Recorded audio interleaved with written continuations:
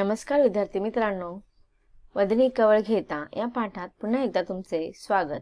आज आपण बालभारती पाठ्यपुस्तकातील धडा क्रमांक 18 अभ्यासणार आहोत आणि या धड्याचा हा सेशन क्रमांक दुसरा आहे। या पाठाच्या या अगोदरच्या भागामध्ये आपल्याला एक छोट्याशा परिच्छेदातून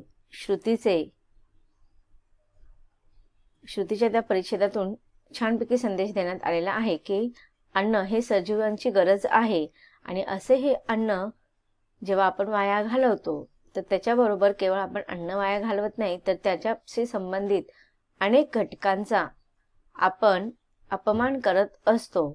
मग असे हे अन्न बनवत असताना कोणते कोणते घटक असतात त्याची माहिती आपण पाठाच्या या भागामध्ये पाहणार आहोत। चला तर आपण आता प्रत्यक्ष पाठाकडे वळूया। विद्यार्थी मित्रांनो, सुरुवातीला आपण चित्राचे निरीक्षण करूया। सगळ्यांना हे चित्र दिसत आहे की नाही? या चित्रामध्ये आपल्याला काय काय दिसत आहे तर बघा, स्टोव दिसतंय, स्टोव मध्ये टाकण्यासाठी रॉकेलचा डब्बा आहे, कोळसा आहे, लाकडं आहेत, ही गॅसची म्हणजे सिलेंडरची टाकी आहे की नाही? मग हे सगळे काय आहेत? इंधन आहेत। हे आपण कशासाठी वापरतो? स्वयंपाकासाठी किंवा अग्नीवर करण्याची जी इतर कामं असतात त्याच्यासाठी आपण या साधनांचा वापर करतो। मग आज आपण हे साधनांचा वापर कसा करतो? हे काही स्वस्त असतात का? नाही, ते फार खर्चिक असतात। मग अन्न शिजवण्यासाठी लागणारे इंधन कोणते कोणते इंधन आपण म्हणतो? लाकूड, चुलीमध्ये वगैरे लाकूड जाळून आपण चूल पेटवतो, कोळसा, नंतर गॅस, यांचा अपव्यय होतो म्हणजेच ते वाया जातात। खनिज तेल, लाकूड ही इंधने दुर्मिळ होत चाललेले आहेत आणि ते वाया घालवणे योग्य नाही। आता तुम्हाला माहिती असेल ना, हे सगळे खनिज तेल किंवा इंधन, याच्या व्यतिरिक्त पेट्रोल, डिझेल हे सुद्धा इंधन आहे, ते किती महाग मिळतात आणि त्याचा अतिरिक्त ताण या खनिज तेलावरती वगैरे होत असतो। आज आपण पाहतो की आपले खनिज तेल किंवा इतर जे इंधन आहेत त्याचं प्रमाण फार कमी होत चाललेलं आहे आणि हे प्रमाण कमी होत जाण्याकारणाने त्याचे भाव वाढत चाललेले आहेत, किमती वाढत चाललेल्या आहेत। आणि आज आपण बघतो गॅसची टाकी जे आपण घेतो त्याचे पण किती दिवसेंदिवस भाव वाढत असतात। मग अशा रीतीने त्या गॅसवरती जे आपण अन्न शिजवतो ते वाया घालवणे म्हणजेच काय तर त्या गॅस सुद्धा वाया घालवणे हा त्याचा अर्थ होते। मग अशा ह्या इंधनांची, खनिज तेलांची आपण वाया घालवलेली ही गोष्ट अत्यंत चुकीची आहे। म्हणून ते अन्न खात असताना आपण या सगळ्या गोष्टींची जाणीव ठेवून ते ग्रहण करायला हवेत। आता पुढे बघा कसे चित्र दिलेले आहेत की वेगवेगळे अन्न पदार्थ आहेत की नाही याच्यामध्ये। पालेभाज्या दिसत आहेत, फळभाज्या दिसत आहेत। तर आता इथे ह्या परिच्छेदामध्ये काय सांगितलेलं ते पाहूया आपण। जेव्हा आपण अन्न वाया घालवत असतो म्हणजेच आपण काय करत असतो? अन्न वाया घालवत असताना जे काही अन्न पदार्थ असतात, मग भाजी असते, कालवण असतं, गोड पदार्थ असतात, मग ह्या सगळ्या पदार्थांमध्ये काय काय टाकलं जातं? आता जर आपण भाजी करायची म्हटली तर आपण ती कशावरती शिजवतो? गॅसवरती। त्याच्यानंतर पाणी असतं, तेल असतं, मीठ असतं, मिरची, मसाला, ह्या सगळ्या गोष्टी त्याच्यामध्ये असतात की नाही? मग अशा रीतीने इथे सांगितलेलं की अन्न पदार्थ तयार करताना मसाले, तेल, तूप वापरतात। पालेभाज्या, फळभाज्या यांच्या वापरातून पदार्थ बनतात। मग जेव्हा आपण एखादी भाजी आवडत नाही म्हणून ती टाकून देतो, मग ती जेव्हा भाजी आपण टाकून देतो म्हणजेच त्याच्यातले आपण किती घटक वाया घालवलेले असतात। एक तर ती भाजी स्वस्त नसते, कोणती भाजी असू द्या, ती फळभाजी असू दे, पालेभाज्या असू दे किंवा कडधान्य असू दे, ते स्वस्त असतात का? नाही। ते विकत आणल्यानंतर आपण त्याच्यासाठी काय करतो? वेळ वाया घालवत असतो। त्याच्यासाठी ती साफ करा, धुवा, म्हणजे स्वच्छतेकडे त्याचे लक्ष देतो। त्याच्यानंतर मग शिजवताना त्याच्यासाठी गॅस असतो, तेल असतं, मीठ, मिरची, इतर जे काही पदार्थ असतात ते सगळे काय होतात? आपण एखादी भाजी जर वाया घालवली म्हणजेच हे सगळे घटक, त्याच्याशी संबंधित सगळे घटक आपण वाया घालवत असतो। म्हणून अन्न पदार्थ टाकून देऊ नये। आता इथे बघा तुम्हाला काय दिलेलं आहे, कशाचे चित्र दिसत आहे। हा ज्वारी आहे, तांदूळ आहे, गहू आहे की नाही? आता हे आपण आपल्या घरामध्ये आणतो, पण हे कुठून येतं? गहू, तांदूळ, ज्वारी, बाजरी हे अन्नधान्य कुठून येतं? तर ते शेतातून मागवलं जातं आणि शेतामध्ये शेतकरी किती त्याच्यासाठी राब कष्ट करत असतो. हे उगवताना बघा, पाऊस आला तर ठीक आहे, पाऊस नाही आलं तर त्यावेळेस अन्नधान्य येत नाही शेतामध्ये, मग त्यावेळेस ते अजून महाग होतं. पण याच्या पाठीमागे हे जे काही गहू, ज्वारी, बाजरी, तांदूळ हे पीक घेत असताना शेतकऱ्याला फार कष्ट करावे लागतात. आणि नंतर ते कष्ट केल्यानंतर त्याच्यावरती बघा ते पिकांची काळजी घेतली जाते, नांगरणी केली जाते, शेतामध्ये पेरणी केली जाते, उन्हातान्हात दिवस रात्र तो मेहनत करत असतो की नाही शेतकरी. आणि त्या मेहनतीनंतर कुठे त्या पिकांना कंस येतात, आणि मग ते कंस जेव्हा येतात तेव्हा पण मग बघा पक्ष्यांचे थवेच्या थवे तिथे ते दाणे टिपण्यासाठी बसलेले असतात. मग त्यांच्यावरती पण निगा राखली जाते. वेळच्या वेळ सगळ्या पिकांवरती फवारणी वगैरे केली जाते, वेळच्या वेळ पाणी दिलं जातं, तेव्हा कुठे ते शेतामध्ये उत्तम पीक येतं. मग ते पीक आल्यानंतर ते काढलं जातं. मग ते परत ते ताट्यापासून ते कणीस वेगळे केले जातात, सुकवले जातात, मशीनमध्ये टाकले जातात, आणि तेव्हा कुठे ते गव्हाचे दाणे पोत्यामध्ये येतात. मग ते पोती भरले जातात आणि मग ते पोते व्यापाऱ्याकडे घेऊन जातो शेतकरी. त्याच्यानंतर व्यापाऱ्याकडनं मग ते मोठ्या दुकानांमध्ये वगैरे जातात, आणि त्या दुकानातून मग छोट्या किराणा मालाच्या दुकानात येतं, आणि मग त्या किराणा मालाच्या दुकानातून हे आई आपल्या घरी आणत असते. आणि घरी आणल्यानंतर सुद्धा आई त्याला काय करते, साफ करते, स्वच्छ करते, निवडते, आणि नंतर मग गिरणीमध्ये दळायला देते. आणि मग गिरणीमध्ये दळायला दिल्यानंतर मग ते घरी पीठ आणलं जातं, आणि मग त्या पिठापासून आपण चपाती, भाकरी किंवा मग तांदळापासून आपण भात पण करतो की नाही. मग अशा रीतीने आपण पाण्यात चपाती, भाकरी, भात असे कितीतरी अन्नपदार्थ टाकतो, आणि त्यामुळे कशाची नासाडी होते, धान्याची नासाडी होते. ह्या धान्याची नासाडी ते होते, पण हे धान्य निर्मित करण्यासाठी ज्या ज्या लोकांनी, ज्या ज्या घटकांनी श्रम केलेलं असते, मेहनत केलेली असते, त्यांचा श्रम, मेहनत सुद्धा वाया जाते, त्यांचा वेळ पण वाया जातो, आणि त्याच्या पाठीमागे खर्च पण असाच वाया जातो. पुढे बघा, इथे काय काय दिसत आहे, हे भांडी वगैरे स्वच्छ केलेले चित्र आपल्याला दिसत आहेत.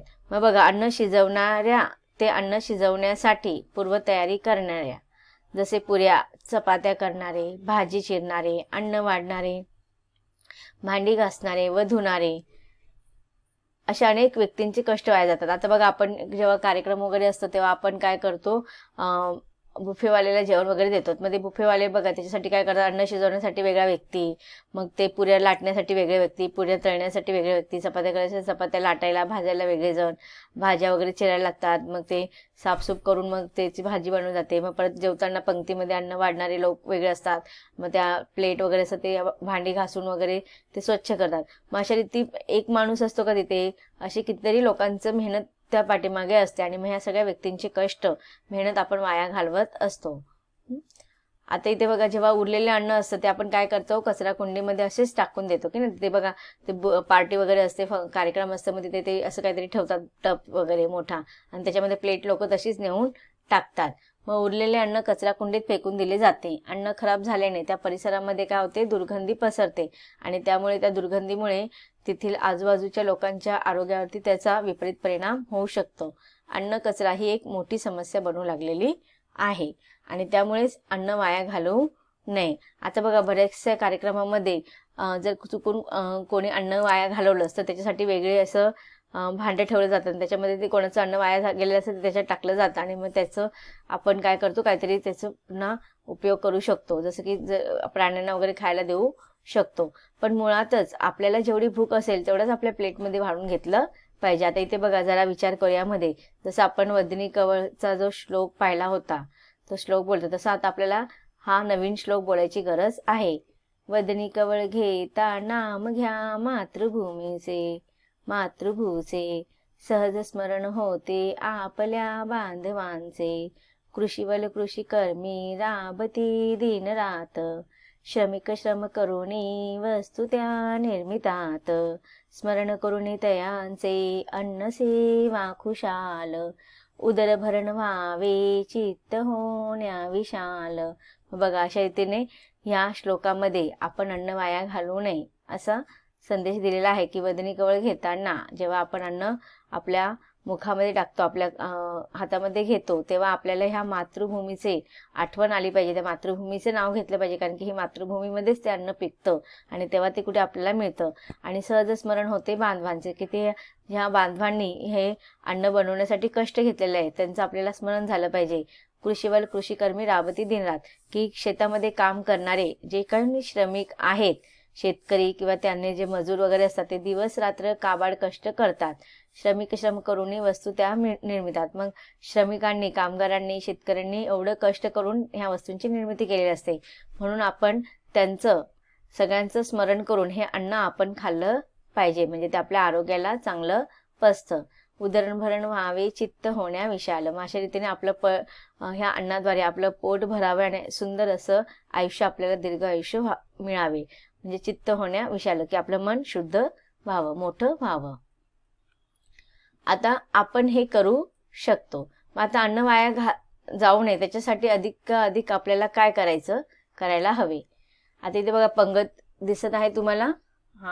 काहीतरी कार्यक्रम वगैरे असतो की नाही, लग्न असतं किंवा सामाजिक सांस्कृतिक कार्यक्रम असतात. मग आपण आपल्या घरी असा कार्यक्रम ठेवल्यानंतर लोकांना जेवायला बोलवतो. मग इथे काय सांगितलेलं आपल्याला, की जेवणाऱ्या लोकांना खूप आग्रह करू नका. जेवताना लोक जे मागतायत ते पदार्थ त्यांना मिळतायत का, एवढेच यजमानाने पाहणे गरजेचे आहे. यजमानाचा अर्थ मी तुम्हाला याआधी पण सांगितलं होता, की ज्या व्यक्तीच्या घरी कार्यक्रम ठेवला जातो त्या कुटुंबातील जो प्रमुख व्यक्ती असतो त्याला आपण यजमान असे म्हणतात. आता यजमानाने पण काय केलं पाहिजे, की जेवणाऱ्या लोकांना जास्त आग्रह नाही केला पाहिजे. ज्यांना जितकं लागतंय ना त्याला मागून विचारून, ते मागत नसेल तर आपण विचारून त्यांना वाढलं पाहिजे.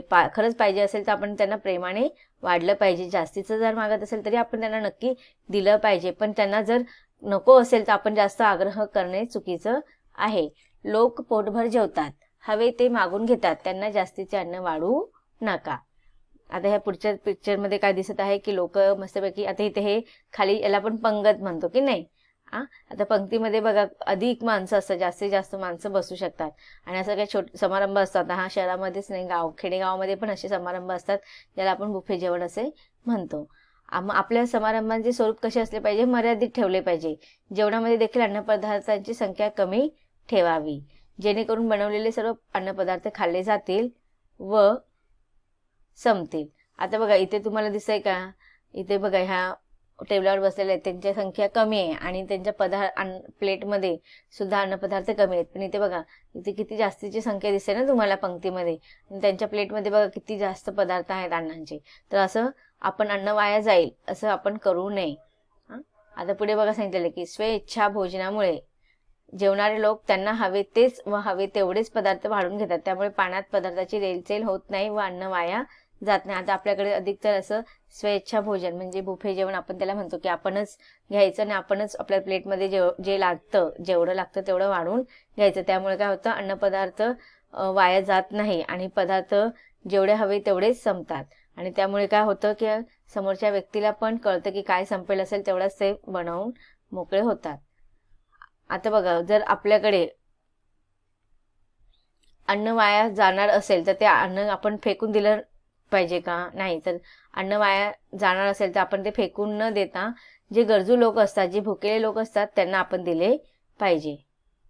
किंवा मग आपण काय करू शकतो, की अन्नावर अवाजवी खर्च करून अन्न वाया घालवण्यापेक्षा त्या पैशातून आपण काय करू शकतो, गरजू, गरीब, होतकरू विद्यार्थ्यांना किंवा व्यक्तींना मदत करावी. आपल्या समारंभात घरगुती व मोजक्या व्यक्तींच्या उपस्थितीत पार पाडून जेवणावळींना फाटा द्यावा आणि त्यातून वाचणारी जी रक्कम असेल ती एखाद्या अनाथ आश्रमला देणगी म्हणून दिली तर त्यामुळे समाजातील दुःखितांना, गरजूंना थोडासा दिलासा मिळेल. आता लोकांचे बघा आता मनस्थिती, मानसिकता, विचारधारणा हे सगळ्याच बदलत चाललेल्या आहेत. की अगोदर काय लोकांना कितीही जेवायला बोलवलं तरी त्यांना ते किती चांगला पदार्थ असेल ते लोक नावच ठेवतात. त्यामुळे आपण अशा जास्ती थाटामाटात लोकांना बोलवून अवाजवी खर्च आहे तो कमी केला पाहिजे. मोजक्याच लोकांना आपण बोलवून ते पैसे आपण वाचवू शकतो आणि त्या पैशातून आपण इतर गरजू व्यक्तींना, विद्यार्थ्यांना, समाजातील दुःखितांना, गरजूंना जर याची मदत केली तर त्यामुळे त्या लोकांना सुद्धा थोडासा दिलासा मिळू शकेल. म्हणून आपण जास्तीत जास्त प्रयत्न करायचा की अन्न वाया जाणार नाही हे आपण पाहिलं पाहिजे.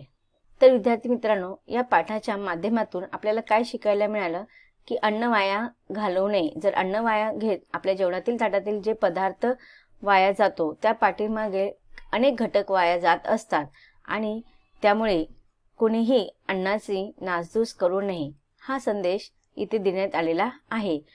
प्रत्येक सजीवाला अन्नाची गरज असते आणि हे अन्न फार महाग असतं. महत्त्वाचं जीवन घटक असल्याकारणाने आपण जितकं शक्य असेल तितकं त्याची बचत होईल याकडे लक्ष दिलं पाहिजे.